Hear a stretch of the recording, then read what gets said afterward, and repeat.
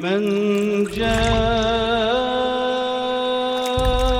بالحسنة فله خير منها.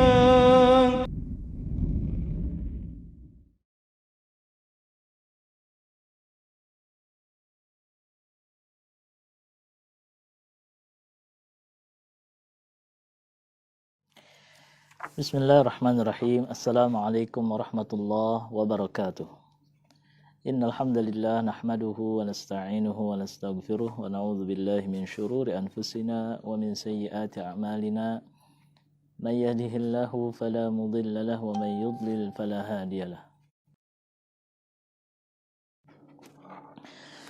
Qala Allah Ta'ala fil Qur'anil Karim, a'udzu billahi minasy syaithanir rajim. Askinuhunna min haitsu sakantum min wujudikum. Wa qala sallallahu alaihi wasallam, khairukum khairukum li ahlihi wa ana khairukum li ahlihi. Para pendengar sahabat FM, Cahaya FM yang dimuliakan oleh Allah Subhanahu wa taala. Alhamdulillah, kita bersyukur kepada Allah Subhanahu wa taala di mana di siang hari ini kita masih diberikan taufik dan hidayah oleh Allah Subhanahu wa taala sehingga kita dapat hadir untuk mendengarkan kajian keluarga. Semoga Allah Subhanahu wa taala memberikan kita ilmu yang bermanfaat yang menjadi sebab agar kita dapat menjaga keluarga kita dari api neraka, sebagaimana Allah memerintahkan kepada setiap ayah agar menjaga anak dan istrinya dari siksa api neraka. Ya ayyuhalladzina amanu qu anfusakum wa ahlikum nar. Wahai orang yang beriman, jagalah dirimu dan juga keluargamu dari siksaan api neraka. Salawat dan salam semoga tercurahkan kepada baginda Nabi besar Muhammad sallallahu alaihi wasallam, kepada keluarganya, para sahabatnya, dan kita selaku umatnya hingga akhir zaman. Insyaallah di siang hari ini kita akan melanjutkan pembahasan tentang hak-hak istri atau kewajiban dari suami terhadap istrinya. Poin yang ketiga adalah tawfirul maskanil munasibi laha. Hendaknya seorang suami itu berusaha menyediakan tempat tinggal untuk istrinya, karena ini merupakan hak istrinya yang wajib untuk dipenuhi. Berkata Al-Imam Ibn Qudamah Al-Maqdisi rahimahullahu ta'ala di dalam kitabnya, wa yajibu laha maskan, wajib bagi seorang suami untuk menyediakan maskan. Apa itu maskan? Tempat tinggal atau rumah. Bidalili qaulihi subhanahu wa ta'ala, sebagaimana disebutkan di dalam Al-Quran, ya, surat At-Talaq, askinuhunna min haitsu sakantum min wujudikum.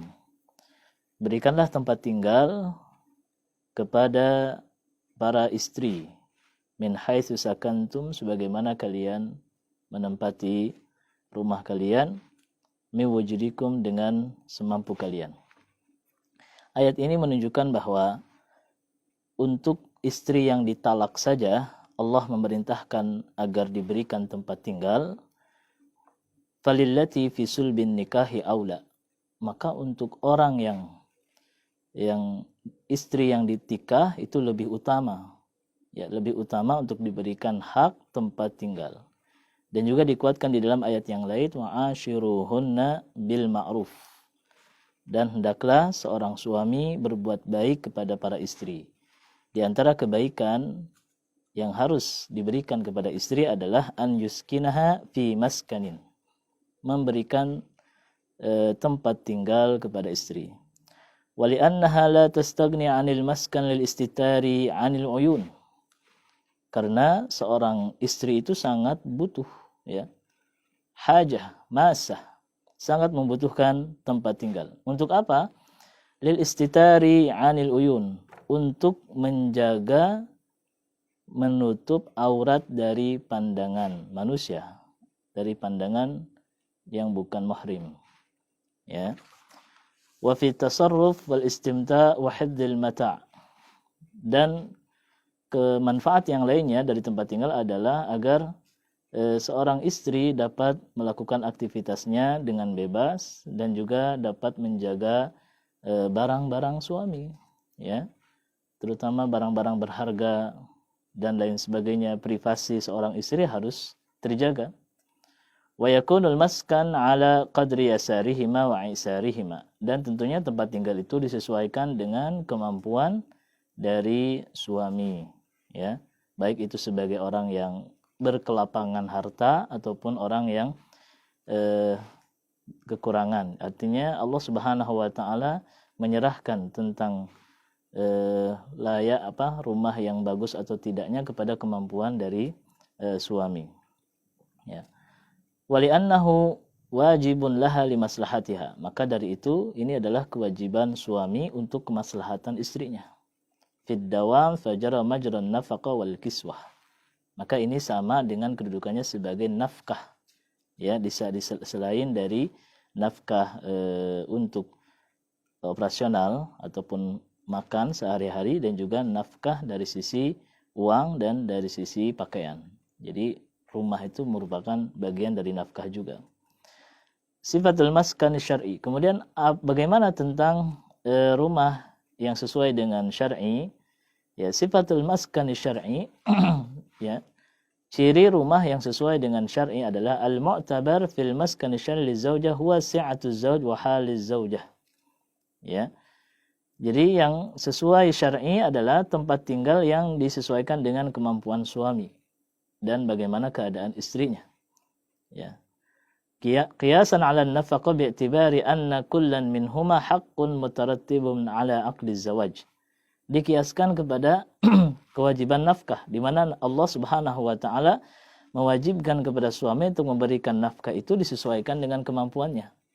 Artinya tidak dituntut untuk menyediakan rumah yang mewah, ya, dan juga atau tidak sama sekali. Jadi di sini diberikan keleluasaan kepada suami, ya, untuk berusaha menyediakan tempat tinggal. Yang penting istri dapat, ya, melaksanakan aktivitasnya sebagai seorang istri di rumahnya. Ya. Fal wajib yakunu biqadri halil manfa'ah yusran wa usran wa tawassutan wa kadzalika as-sukna wa huwa madhhabul jumhur. Jadi kaitannya itu rumah itu bagus atau tidaknya, mewah atau tidaknya disesuaikan dengan kelapangan rezeki suami. Dan ini adalah pendapat jumhurul ulama. Ini adalah pendapat jumhurul ulama. Ya. Berkata al-Imam Asy-Syafi'i, al-mu'tabar fil maskan syar'i huwa haluz zaujah faqat ala khilafi qaulihim fin nafaqah. Ya. Berkata al-Imam Asy-Syafi'i, ulama-ulama Syafi'iyah, bahwa tempat tinggal yang syar'i itu adalah disesuaikan dengan keadaan istri. Ala khilafi qaulihim fin nafaqah. Berbeda dengan urusan nafkah. Jadi kalau nafkah, maka itu yang menjadi disesuaikan dengan kemampuan suami. Adapun tempat tinggal disesuaikan dengan kebutuhan istrinya. Jadi istrinya kebutuhan untuk tempat tinggalnya seperti apa, maka perlu untuk ditanya kepada istrinya. Ya. Baik. Nah itu, ya, dijelaskan di dalam tentang tempat tinggal yang sesuai dengan syar'i. Kemudian berikutnya adalah timbul permasalahan, hal zaujah an tuskina ahlaha ma'a zawjiha fi baiti zawjiyah. Apakah seorang istri, ya, boleh mengikut sertakan keluarganya untuk tinggal di rumah suaminya? Nah ini kadang-kadang, ya, seorang istri memiliki ayah atau ibu yang sudah yang sudah sepuh, tidak ada yang mengurus, dan biasanya yang perhatian penuh adalah istrinya. Ya, maka bagaimana? Apakah boleh, ya, seorang istri mengikut sertakan ayah dan ibunya untuk tinggal bersama suaminya di rumah yang disediakan oleh suaminya? Maka di sini dijelaskan, laisa lil mar'ati an tuskina ahadan min maharimiha fi manzili zawjiha walizawj an yamna'aha min iskanihim ma'aha illa an yarda fala haraj hina idzin. Ya, maka di sini dijelaskan tidak ada atau tidak boleh seorang perempuan, seorang istri memasukkan atau mengikut sertakan keluarganya untuk tinggal bersama di rumah suaminya. Bahkan bukan hanya kedua orang tuanya, min maharimiha, dari muhrim-muhrim yang lainnya, baik itu kakaknya ataupun adiknya ataupun siapa saja, ya, maka seorang suami itu berhak melarang, ya, berhak melarang, ya, kecuali an yarda fala haraj hina idzin, kecuali jika suami memberikan izin, ya, jika suami memberikan izin kepada istrinya untuk tinggal bersama, maka dibolehkan. Jadi hak izin itu ada di suami, sedangkan hak, ya, untuk diberikan tempat tinggal, ya, diberikan kepada istri. Wa amma waladuha min ghairi zawj fala yajuz laha iskanahu ma'aha bighairi ridha zawj wa kadzalika 'inda al-jumhur.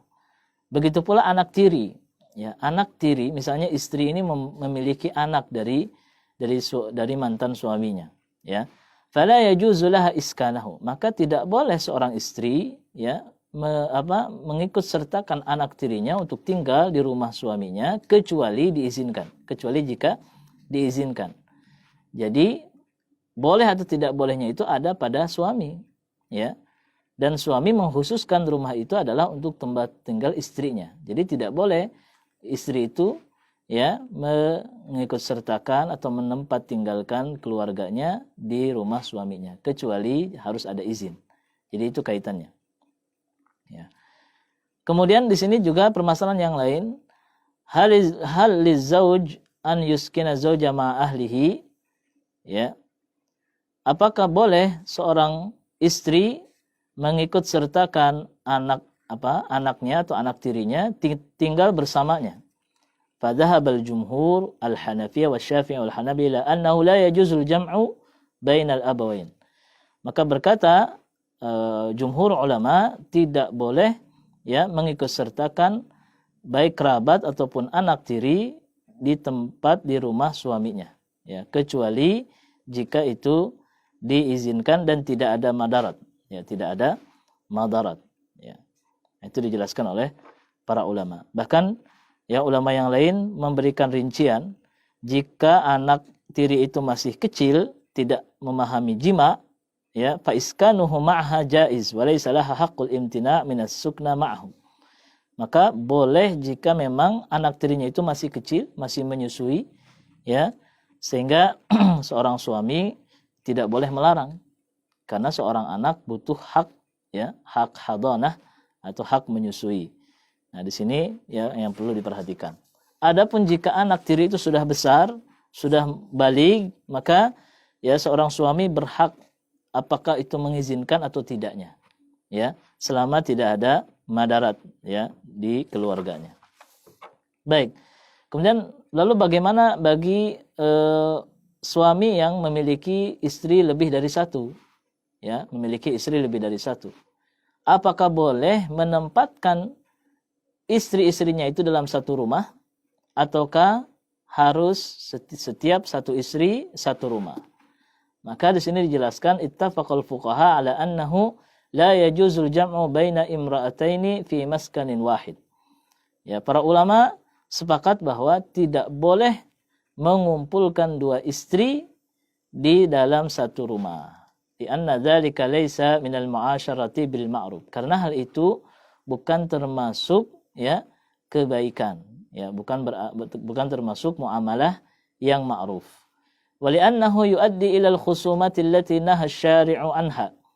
Karena menempatkan dua istri yang pertama, istri yang kedua dalam satu rumah, itu akan menyebabkan permusuhan, akan menyebabkan pergesekan, akan menyebabkan perselisihan, ya, yang dilarang oleh agama. Wali'anna kulla wahidatin minhuma qad tasma'a hissahu idza atal ukhra aw tara dzalik.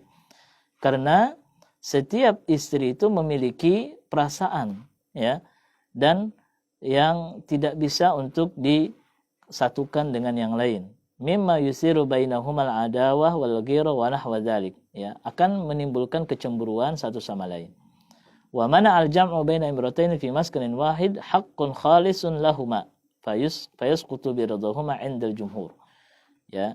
Jadi mengumpulkan dua istri di dalam satu rumah itu adalah hak bagi istri, ya, tetapi hak itu menjadi tiada, menjadi jatuh, menjadi hilang karena di situ ada mafsadat. Walaupun kedua-duanya ridho, dan itu dalam agama tidak diperbolehkan karena menjaga kemungkinan adanya perselisihan atau adanya kecemburuan antara satu dengan yang lain yang akan menyebabkan kehancuran rumah tangga. Maka dari itu, ya, sebagaimana dijelaskan dalam kitab ini, Az-Zawajus Sa'id, al-aslu an yaj'ala likulli zawjatin minhunna baitan ka fi'lin Nabi sallallahu alaihi wasallam, bahwa pada dasarnya, ya, setiap istri itu harus ditempatkan satu rumah. Setiap istri itu harus ditempatkan satu rumah. Misalnya ia memiliki dua istri, maka seorang suami wajib untuk menyediakan dua rumah atau dua tempat tinggal.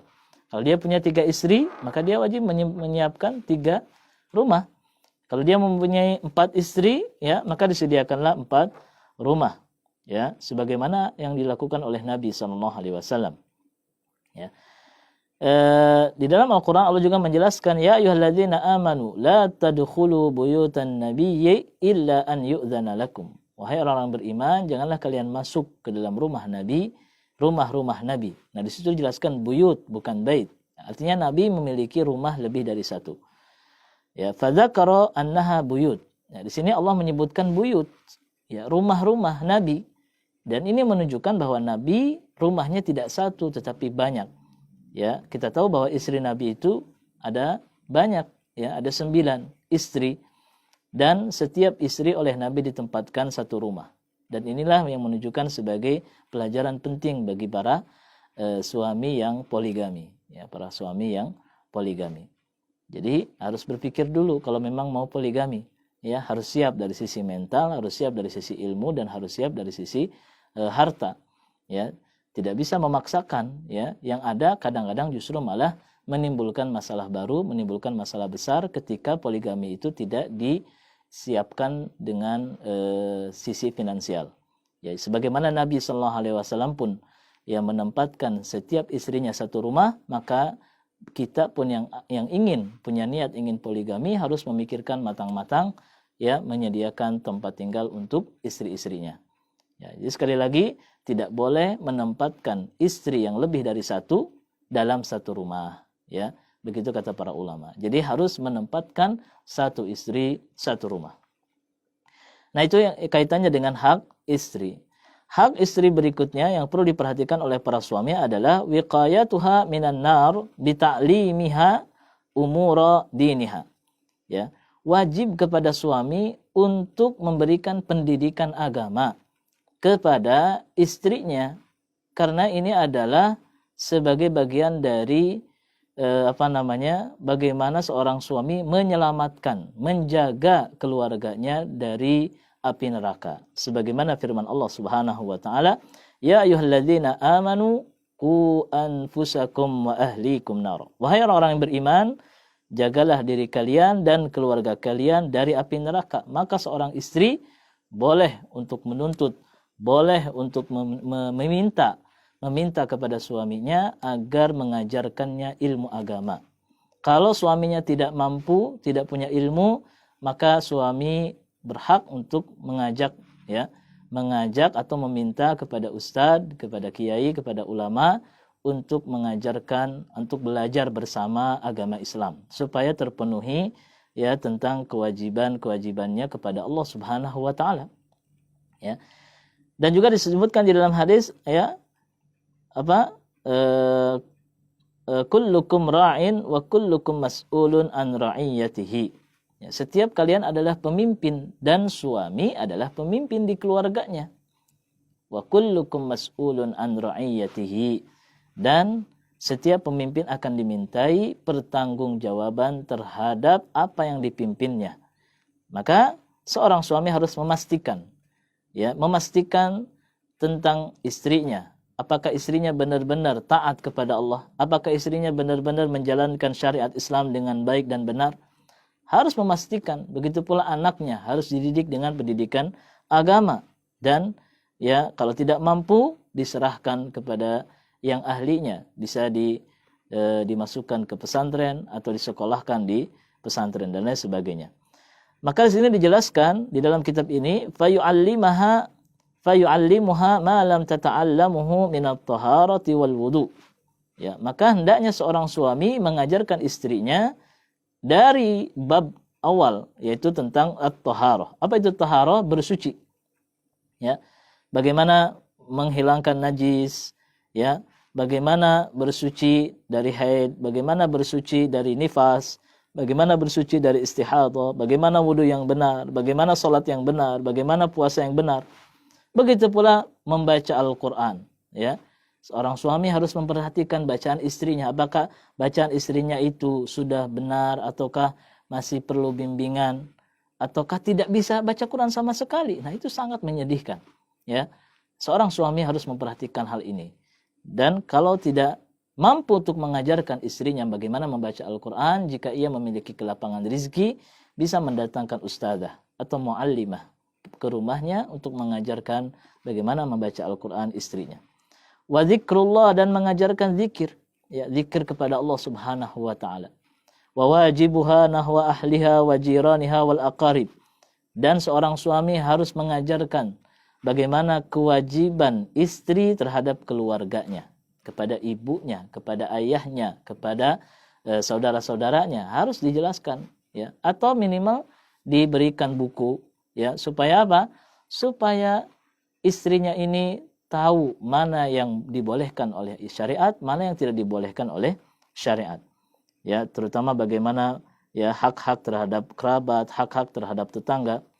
Begitu pula seorang suami perlu memastikan, mengajarkan kaifa talbas malabisa syar'iyyah. Bagaimana memakai pakaian-pakaian yang syar'i, pakaian yang menutup aurat, pakaian yang tidak mendatangkan fitnah, pakaian yang tidak mendatangkan dosa. Nah, ini juga perlu diperhatikan. Kadang kita sering melihat ya seorang istri ya ketika ia akan bepergian kemana-mana, ia pakai kerudung, ya, pakaiannya bagus, ya, sesuai syariat. Tetapi tatkala istrinya di depan rumah, itu terkadang tidak memakai kerudung, tidak memakai jilbab, dilihat oleh orang yang lewat, ya. Ini terkadang perlu dipahamkan kembali bahwa sesungguhnya memakai hijab itu bukan hanya sekedar bepergian saja, bukan hanya sekedar keundangan saja, tetapi memakai jilbab, memakai hijab, memakai pakaian yang menutup aurat setiap kali ia di luar rumah. Sampai di luar pintu rumah pun itu harus memakai kerudung, harus memakai jilbab.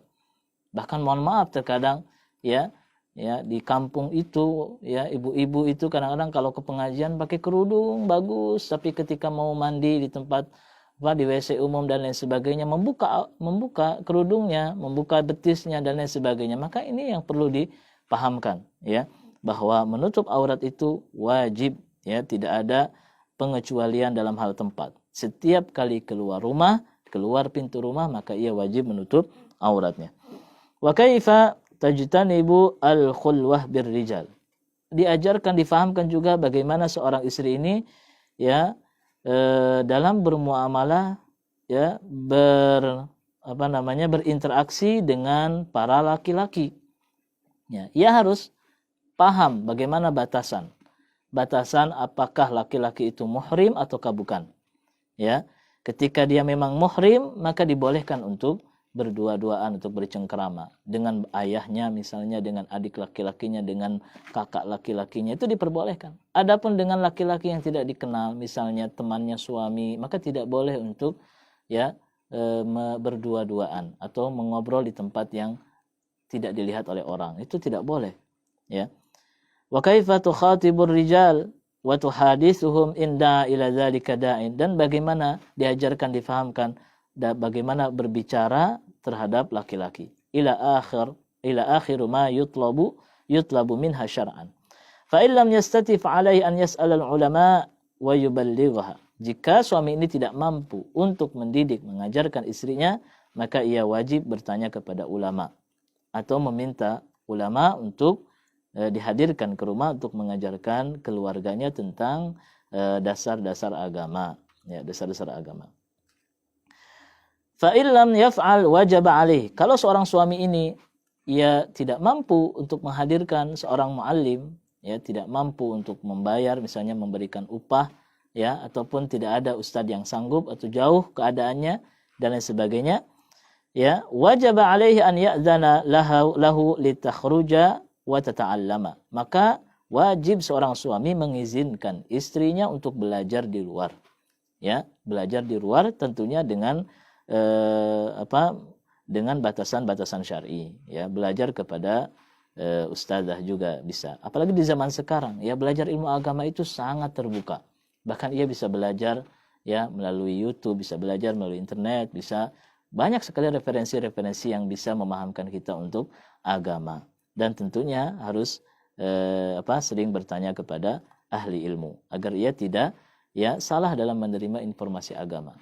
Baik. Fa illam ya'dzan laha wajaba 'alaiha al-khuruj bighairi idnihi binisbati li ta'allumil umuril wajibah wal muharramah fa idza ta'allamatil wajib wal muharram fala takhruj li talabil ilmi illa bi'idnih. Bahkan sampai sampai pentingnya belajar agama ini, ya, seorang istri boleh untuk belajar di luar rumah, ya, kepada seorang muallimah, ya, dengan tidak harus meminta izin kepada suaminya, saking wajibnya mencari ilmu. Adapun ketika istri ini sudah paham, ya, tentang yang halal, tentang yang haram, maka ia tidak boleh belajar kecuali atas izin dari suaminya, ya. Sudah dapat izin dari suaminya. Selain dari itu juga seorang istri perlu dipahamkan tentang beriman kepada Allah Subhanahu wa taala. Dan ini yang sangat penting, ya, yang sangat penting. Bagaimana ia, ya, meyakini, ya, dan ikhlas dalam beribadah, ikhlas dalam beramal soleh. Bagaimana diajarkan tentang tentang tawakal kepada Allah Subhanahu wa taala. Terkadang istri ini, ya, kurang tawakalnya kepada Allah, ya, di saat suami kerja, ya, ekonominya baik, harus bersyukur kepada Allah Subhanahu wa taala. Ketika usaha suami sedang tidak baik, ya, memberikan nafkah yang sedikit, maka seorang istri harus sabar, tawakal, ya, tidak sampai tidak mengeluarkan kalimat-kalimat kufur, ya, mengeluarkan kalimat-kalimat kufur atau ketidakridhaan dengan pemberian suami, ya. Di dalam hadis Rasulullah SAW mengatakan bahwa yang paling banyak menghuni neraka nanti pada yaumil qiyamah adalah kebanyakan para wanita. Kenapa? Ya, diantaranya sebabnya adalah yakfurnal ashir, karena kufur nikmat. Apa itu kufur nikmat? Tidak mensyukuri pemberian suami, ya. Baik. Wa ta'rifu ma yajibu lillahi ta'ala wa ma yajuzu lahu subhanahu wa ma yastahilu alaihi tabaraka wa ta'ala wa tu'minu bima jaa min 'indillahi ta'ala min arkanil iman. Ya, pentingnya untuk beriman kepada hal yang gaib, ya, beriman kepada Allah, beriman kepada malaikat, beriman kepada kitab-kitab Allah, beriman kepada para rasul, beriman kepada hari kiamat, dan juga beriman kepada qada dan qadar. Selain itu juga seorang istri, ya, seorang suami wajib mengajarkan istrinya tentang hukum-hukum ibadah. Bagaimana tentang hukum sholat, tentang syarat-syaratnya, tentang rukunnya, hal-hal yang dibolehkan, hal-hal yang makruh, hal-hal yang merusak sholat, itu wajib diajarkan. Supaya apa? Supaya ibadahnya juga diterima oleh Allah Subhanahu wa taala. Selain itu juga seorang suami wajib mengajarkan tentang akhlak, ya, akhlak yang baik, kemudian diberikan peringatan ataupun dipahamkan tentang penyakit-penyakit hati, ya, seperti hasad, seperti dengki, benci, ghibah, namimah, bohong, dusta, dan lain sebagainya. Ini yang harus dipahami oleh seorang istri. Ya. Para pendengar Syah FM yang dimuliakan oleh Allah Subhanahu wa taala. Dan kalau kita melihat bagaimana, ya, ta'lim di dalam Al-Qur'an, ya, di mana Allah Subhanahu wa taala menjelaskan qu anfusakum wa ahlikum nara. Jagalah diri kalian dan keluarga kalian dari api neraka. Bagaimana menjaga keluarga kita dari api neraka? Dengan cara ad-dibuhum, yaitu dengan mengajarkan ilmu. Jadi kalau kita ingin menyelamatkan istri kita, menyelamatkan anak kita dari api neraka, maka caranya dengan mengajarkan ilmu agama, dan agar ilmu itu diamalkan dalam kehidupan sehari-harinya. Ya, bahkan Allah Subhanahu wa taala memuji para nabi yang memerintahkan anak dan keluarganya untuk beribadah kepada Allah Subhanahu wa taala. Di antaranya adalah Nabi Ismail. Wa kana ya'muru ahlahu bis salati waz zakati wa kana 'inda rabbih mardiya. Nabi Ismail itu memerintahkan keluarganya untuk memperhatikan salat dan juga zakat. Wa kana 'inda rabbih mardiya. Dan Nabi Ismail ini ya diridhoi di sisi Allah Subhanahu wa taala. Begitu pula Allah memerintahkan kepada Rasulnya Nabi Muhammad SAW, wa'mur ahlaka bis salah. Perintahkanlah keluargamu bis salah untuk salat. Wastabir 'alaiha, dan bersabarlah terhadap keluargamu. Karena dalam berdakwah, dalam memerintahkan kepada keluarga kita salat, itu pasti akan ada namanya penentangan. Entah itu tidak mau, malas dan lain sebagainya. Kita sebagai pendidik, sebagai ayah harus sabar. Ya. Seperti itu. Baik. Bahkan di sini dijelaskan bahwa agar tidak berambisi terhadap dunia, ya, tidak berambisi terhadap dunia. Ya, terkadang seorang suami atau istri, ya, mereka begitu ya ambisius terhadap dunia sehingga mengajarkan kepada anak-anaknya agar ya menjadi orang sukses di dunia tetapi lupa akan akhirat.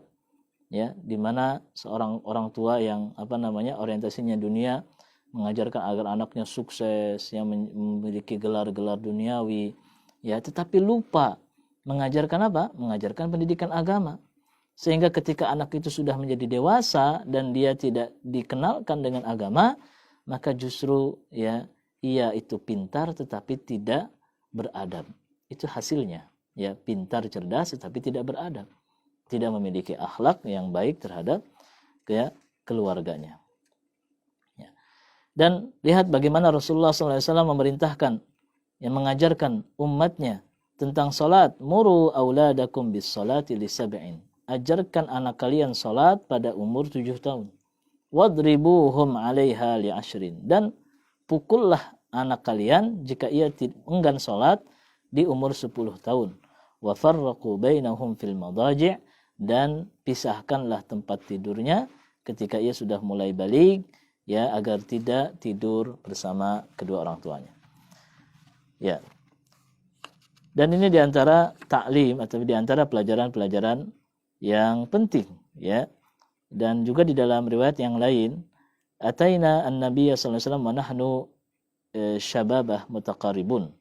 Ya, hadis diriwayatkan oleh Abu Sulaiman Malik Al-Huwairis bahwa ia datang kepada Nabi SAW bersama sahabat yang lain yang masih muda. Fa'aqamna 'indahu 20 lailah. Maka sahabat-sahabat ini bersama Nabi selama 20 malam. Fadhanna anna ishtahaina wa ahlaina fasa'alna amman tarakna fi ahlina fa akhbaranahu wa kana rafiqan rahiman. Kemudian Nabi SAW pun bertanya kepada keluarga, keadaan keluarga para sahabat ini, ya. Maka kemudian Rasulullah memerintahkan kepada para sahabat, irji'u ila ahlikum, pulanglah kalian kepada keluarga kalian. Fa'allimuhum wa murruhum wa sallu kama ra'aitum usalli. Kata Nabi SAW, ajarkanlah keluarga kalian ilmu agama, wa murruhum, dan perintahkanlah mereka untuk salat, wa sallu kama ra'aitumuni usalli, dan salatlah kalian sebagaimana kalian melihat aku salat. Ya. Dan juga di dalam hadis yang lain, ayyuma rajulin, ya, siapapun ia, ya, seorang ayah, siapapun ia, kanat indahu walidah, dia memiliki anak perempuan, fa'allamaha, kemudian ayah ini mengajarkan putrinya, fa'ahsana ta'limaha, kemudian ya memperbaiki pengajarannya, wa addabaha, dan mendidik dengan adab, dengan akhlak, fa ahsana ta'dibaha, dan dengan pengajaran yang baik, summa ataqaha wa tazawwajaha falahu ajron. Kemudian ayah ini ya setelah itu menikahkannya, maka baginya memiliki 2 pahala. Ya, memiliki apa? Memiliki 2 pahala. Yaitu pahala membesarkan, mendidik, dan pahala ya sebagai amal jariyah baginya. Ya. Baik, maka disinilah pentingnya kita untuk selalu ya memperhatikan keluarga kita, terutama memastikan tentang keluarganya. Dan yang menjadi masalah adalah terkadang keluarga itu, apalagi seorang ayah, ya tidak bisa membagi waktu, ya tidak bisa membagi waktu. Ya, terkadang mereka sibuk dengan urusan duniawi, sibuk dengan mencari harta, sedangkan keluarganya itu tidak diberikan haknya, ya tidak diberikan haknya. Ya, terkadang seorang suami ia sibuk dari pagi sampai sore bekerja mencari nafkah, pulang ke rumah, ya ia dengan membawa kelelahan, ya kemudian habis makan langsung tidur. Tidak ada waktu, menyempatkan waktu untuk ngobrol, ya untuk mengobrol, bercengkrama, ya dengan anak-anaknya, bercengkrama dengan istrinya, ya. Dan ini yang sangat disayangkan, ya yang sangat disayangkan. Sehingga apa? Sehingga ya istri-istrinya dan juga anak-anaknya tidak merasakan kehadiran suaminya. Ya, suami itu ada tetapi tidak terasa keberadaannya itu. Karena apa? Karena suami tidak memperhatikan, tidak menjadikan keluarga itu sebagai prioritas di dalam memperhatikan mereka. Ya, kita dapatkan seorang suami itu kadang mereka itu sibuk dengan apa? Dengan teman-temannya, sibuk dengan acara-acara di luar rumah, sibuk dengan begadang, sibuk dengan berbagai acara-acara di luar.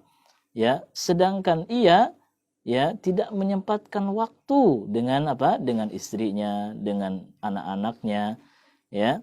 Dan ketika teman-temannya mengajak, maka dengan segera memenuhinya. Tetapi ketika istrinya meminta waktu untuk bicara, ngobrol, tidak diberikan apa? Tidak diberikan haknya. Ya, inna hadzal insan qad yaksibu wudda adadin minal asdiqa. Ya, sesungguhnya suami seperti itu, dia memang mendapatkan perhatian dari teman-temannya, tetapi ya ia sebenarnya kehilangan ya cinta kasih dari istrinya, kehilangan cinta kasih dari anak-anaknya. Ada juga yang lain misalnya sibuk dengan pekerjaan di luar, ya sehingga apa? Lupa dengan anak dan juga istrinya, ya. Ya, barangkali ini yang menjadi perhatian para suami untuk menyempatkan ya ketika pulang di kerja itu jangan langsung tidur, tetapi sempatkan untuk bercengkrama atau mengajak main, bercanda dengan anak-anaknya, mengajak bercerita, ya menyempatkan untuk mendidik anak-anaknya. Supaya apa? Supaya ada kedekatan, Karena dakwah itu yang paling wajib adalah bagaimana kita mendakwahi keluarga kita. Ya, apalagi seorang dai, seorang ustaz, seorang muallim jangan sampai sibuk mengajar, ya bermuhadarah, berceramah di luar sementara anak istrinya diabaikan. Barakallahu fikum. Assalamualaikum warahmatullahi wabarakatuh.